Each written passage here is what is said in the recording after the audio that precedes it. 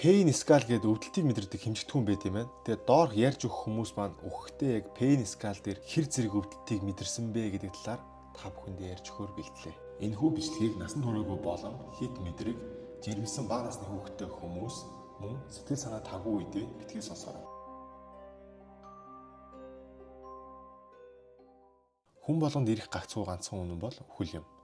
Харин зайлшгүй ирэх тэр өдөр яг хизээ вэ? Харамсалтай нь бид үүнийг мэдэх боломжтой юу? Дэлхийд дээрх олон мянган хүмүүс цаг нь ирэхээр бүгд л үхдэг. Гэхдээ үхэхдээ цагаас өмнө бүр гинтийн зүйлээс болоод золгүйгээр өгсөн хүмүүсийн талаар би доор өгүүлэх гэж байна. Мэдээж та бүхэн алхам тутамдаа суралцаж болгоомжтой байгаарай гэсэн үүднээс хүргэх гэж байна. Эдгээр түүхүүд бол шинжлэх ухааны үндэслэлтэй pain scale буюу өвдөлтийн хэмжүүрээр ангилсан хүн төрөлхтний түүхэнд тохиолдсон хамгийн аимшигт үхлүүдийн тухай юм. Амьдаар идэвхтээс эхлээд цацрагийн хорлогод удаанаар хордож өгөх хүртэл бүгд таныг зочирдуулах болно. Хамгийн аимшигтай үхэл 140 оноотой бөгөөд энэ бичлэгийн төгсгөлд би танд ярьж өгөх болно. Тиймээс бичлэгээ дуустал хамт байгаарай.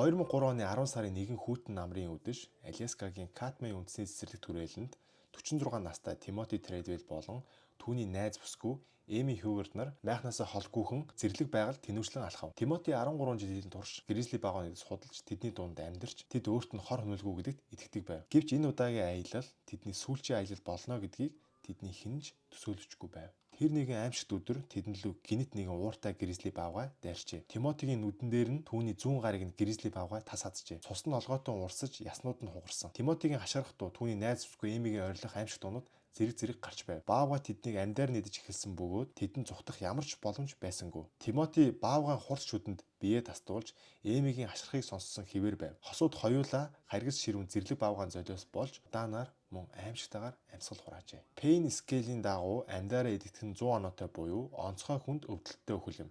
Гэхдээ энэ бол хамгийн муухай үхэл биш. Хамгийн аимшигтай нь 140 оноотой гэдгийг санаж байна уу? Бидэнд илүү олон түүх бий.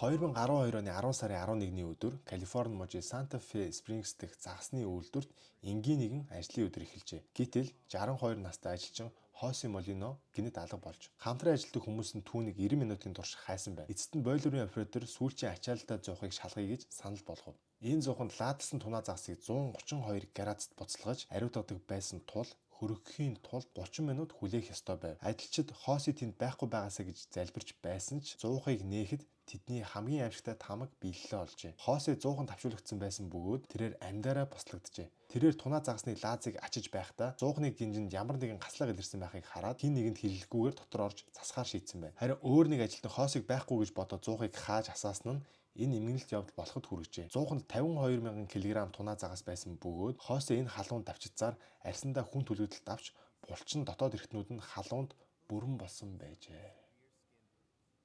2009 онд Нью-Жерси мужийн Камден хотын Коко сервис хэмээх хууль бус шоколадны үйлдвэрт 29 настай Винсент Смит ажиллаж байв. Тэрээр 2.5 м гүнтэй том тоогоонд шоколадны хэсгүүдийг хийж байсан бөгөөд тэнд шоколадыг 120 градус тайлуулж хутгадаг байжээ. Гинт Винсент хутгагчийн сэлүүр цохиулж халуун хайлсан шоколад руу унсан байна. Ажилчид тэр даруй машиныг зогсоохыг оролдсон ч Винсентийг 10 минутын дараа л гаргаж чаджээ. Түүний бие хутгагчийн сэлүүрд нислэгдсэн ч ослын шалтгаан нь түлэгдэл байв. Ослын шалтгаан нь тавцан дээр хамгаалтын хашлага байхгүй, шоколадны цацлагаас болж гулгамтгай байсан явдал байжээ. Винсентийн биеийн ихэнх хэсэг халуунд шатсан бөгөөд энэ аимшигт үхэл түүнийг хоромхон зуурт хөнөөжээ. Pain scale дээр энэ төрлийн үхэл 105 оноотой бөгөөд Хосе Молиногийн үхэлтэй ижил халуун амьдаараа чанагдах нь хүн төрөлхтний хамгийн муухай үхлүүдийн нэг. 2018 оны 11-р сарын 23-нд Флорида мужийн Полк Каунтид 76 настай Лорета Пиард 911 руу яаралтай дуудлага хийжээ. Түүний чичирсэн хоолоогоор "Миний гэр шатаж байна. Би ганцаараа алхаж чадахгүй" гэж хэлсэн байна. Лорета саяхан мессаж хэлсэн бөгөөд хурдан хөдөлж чадахгүй, утаанаас болж юу ч харж чадахгүй байв. 911-ийн оператор гэрээсээ гар гэж хэлсэн ч Лорета "Би чадахгүй хонгорно" гэж хариулж түүний сүүлчийн инэд сэтгэл эмтлэн байв. Галс өнөөгчид тэр даруй яаралтай очихоор болсон ч Лорето тэд үнэхээр ирж байна уу гэж байнга асууж аврагдах хэсэгтээ эргэлзэж байлаа. Дуудлагын бичлэг дээр түүний ханиалгах гинших дуу галын шажигнах чимээ улам чангарч байв. Харамсалтай нь гал сөнөөгчд ирэхээс хэдхэн минутын өмнө Лорето амьдараа шатжээ. Дуудлага 20 минут үргэлжилсэн бөгөөд аврагчид 14 минутын дараа ирсэн ч гэрт нь ороогүй байна. Гал сөнөөгчдийн дарга аврагчид гэрт орохыг оролдсон гэж мэдгдсэн ч баталгаа байхгүй байв. 111 операторыг үр дүнгүй заавар өгсөн хэмээн буруутгах. Лорето аврах боломжтой байсан ч хайхрамжгүй байдлаас болж аимшигт өвдөлтөөр амьсгал хураажээ. Бен Скеллер шатаж нас барах нь 108 оноотой. Энэ нь хүн төрөлхтний хамгийн муухай өхлүүдийн нэг юм.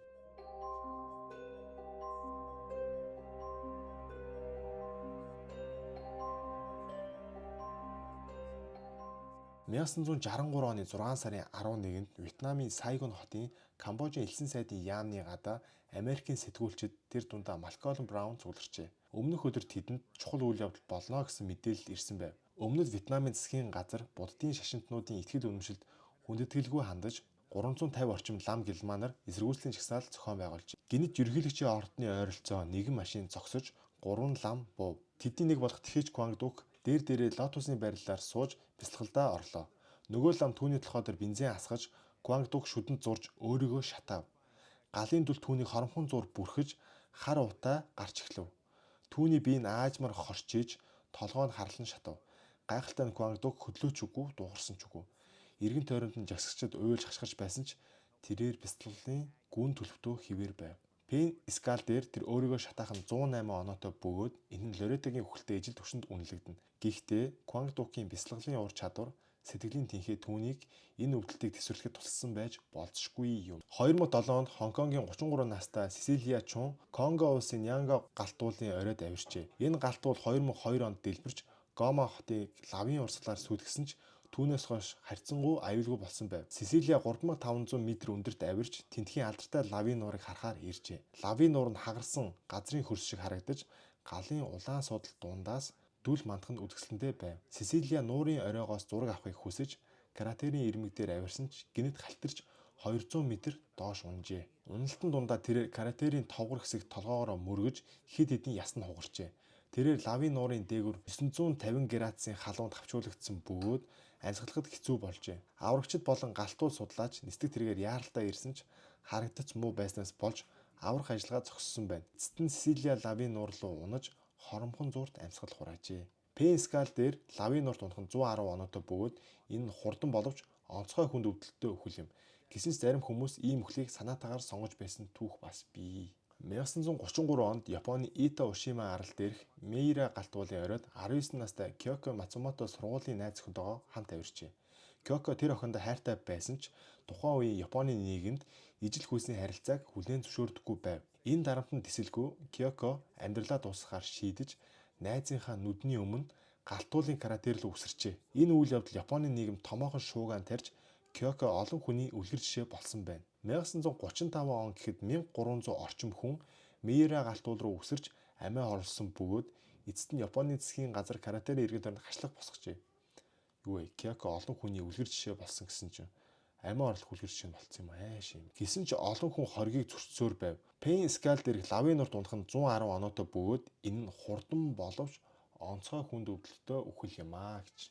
2016 онд Колин Скотт болон түүний эгч Сейбл нар Америк нэгдсэн улсын Yellowstone үндэсний сэргэлт хүрээлэнд аялжээ. Тентхийн геотермал рашаанууд үзэсгэлэнтэй хідээж аюултай бөгөөд 96 градусын халуун устай байдаг. Колин Сейбл нар анхааруулга тэмдэглэгээ үл тоомсорлон хориотой бүс рүү оржээ. Гинэт Колин халтарч Pork Chop Geyser хэмээх халуун аршаанд унсан байна. Рашаанд хөхрийн хүчнэлийг шингэн Колингийн биеийг удаанаар уусгаж эхэлжээ. Игч нь рейнжерүүдтэй буцаж ирэхэд Колингийн толгой, биеийн зарим хэсэг нь л харагдаж байсан бөгөөд маргааш өглөө гэхэд түүний бие бүрэн ууссан байв. Пен Скалдер халуун аршаанд удаанаар уусах нь лавын нуураас илүү өвдөлттэй бөгөөд 110 онооноос дээш үнэлэгдэнэ. Учир нь энэ үхэл хурдан биш, удаан өвдөлттэй байдаг.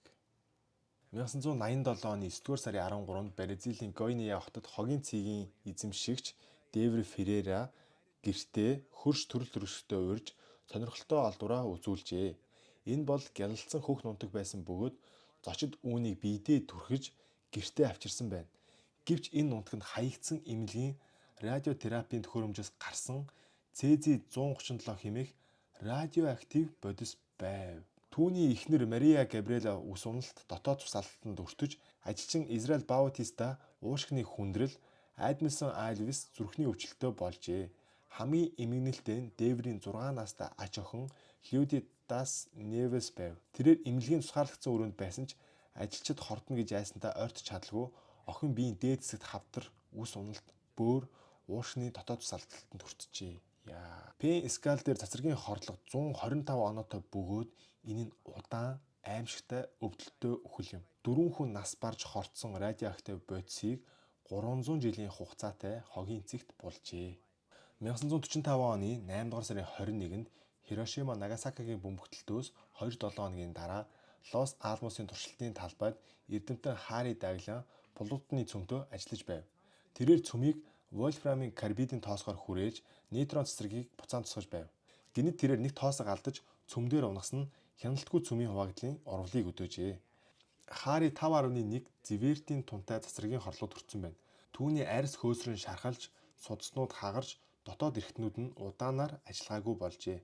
Хари 25 хоногийн турш зовж эцтэй амьсгал хураажээ. Пен скейл дээр цэцэрлэгийн хорлого нь 125 оноотой бөгөөд энэ Гойнегийн хохирогчдын үхэлтэй ижил.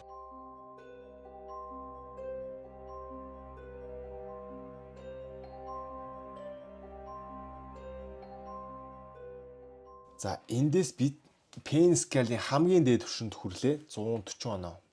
За энэ бол хүн төрөлхийн түүхэнд хамгийн хэрцгий, хамгийн аимшигтай үхлийн нэг гэж тооцогддог. Амьдаар нь арьс суулгах эрүү шүүлт юм. Энэ нэг л тань сонсдод байгааз. Нэг л тийм чихэнд ойрхон сонсдод байгааз. Бидний баг хаа тэгээд дэлхийд дээр хамгийн амар эрүү шүүлтээр айлгадаг байжээ. Арьсыг уулгах. Энэ арга эртний Ассирийн үеэс эхлэн дундад зууны Европ хүртэл янз бүрийн соёл иргэншилд хэрэглэгдэж иржээ. Гэхдээ энэ төрлийн эрүү шүүлтийг хэрхэн үйлддэг байсан бэ? Эхлээд хохирогчийн арьсыг нарны түлэгдэлд эсвэл халуун усаар зөөлрүүлж мэдрэмтгий болгодог байв. Дараа нь ирүүдөгч хүн биеийн хамгийн мэдрэмтгий хэсгүүдээс эхлэн жишээ нь хөл, гарын хуруунаас арьсыг нь хурц утгаар зөөлөн хуулж эхэлдэг. Аажмаар тэд хохирогчдын биеийн хамгийн эмзэг хэсэг болох нүүрний арьс руу шилждэг. Энэ үйл явц нь хохирогчийг аль болох удаан амьд байлгах зорилготой байсан бөгөөд ингэснээр тэдэнд хамгийн их өвдөлтийг мэдрүүлж зовлонгоор дүүрэн удаан үхэлд авчирдаг байв. Арьс хуулгацсны дараа хохирогч их хэмжээний цус алдалт, шок эсвэл халдварын улмаас амьсгал хураадаг байжээ. Энэ арга зөвхөн бие махбодын хувьд төдийгүй сэтгэл зүйн хувьд ч онцгой хэрцгий байсан юм. Хохирогч өөрийн биеийн арьсыг нэг нэгээр нь хуулагдан цуснд бодогдсон тэрхүү аимшиг дүр зургийг харж өвдөлтийг цэцэрлэхээс өөр ямар ч аргагүй байдалд ордог байжээ. Эртний Ассирийн үед энэ эрүү шүүлтийг дайснуудаа ялангуяа босгочдод хэрэглэдэг байсан нь бусдад сануулга болгон олон нийтийн өмнө үйлддэг байжээ. Дундад зууны Европт ч гэсэн онцгой гэмт хэрэгтнүүд эсвэл шашны эсэргүүнээр энэ хэрцгий сэтгэлийг ноогдуулдаг байсан. Гэсэн ч орчин үед энэ төрлийн эрүү шүүлтийг хуулиар хоригддог бөгөөд ийм үйлдэл үйлдэгчийг хүн төрөлхтний эсрэг гэмт хэрэгтэн гэж үздэг. Пен скелийн хамгийн дээд түвшин болох 140 оноог амьдаар арьс суулгах эрүү шүүлт авсан бөгөөд энэ нь хүн төрөлхийн түүхэнд хамгийн аимшигтай, хамгийн өвдөлттэй үхэл гэж тооцогддог. Эндээс бид Пен скелийн дагуу хамгийн багаас толгойдоо бодуулсан 2 онооноос эхлээд хамгийн өндөр амьдараа арьс бол 140 оноо хүртэлх өхлүүдийн тоймлон үзлээ. Тимоти Тредвелл баавгад амьдараа идэгдэж 100 оноо авсан бол Хоси Молина, Винсент Смит нар халуунд амьдараа босдогдсон 105 оноотой болсон.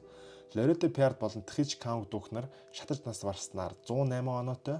Одоо хайш юм бэ? Тэр нь одоо оноогоор шагнаад байгаа юм хайш.